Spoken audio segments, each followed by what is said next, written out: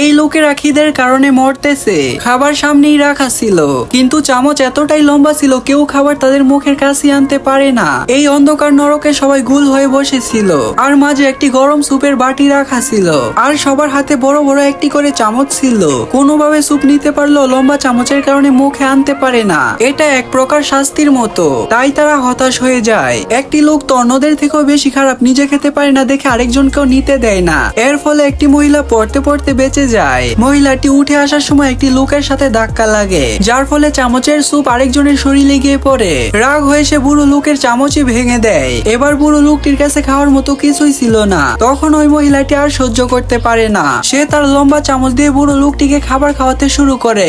আর ধীরে ধীরে সবাই বুঝে যায় নিজে খেতে না পারলে অন্যজনকে খাওয়াতে পারবে।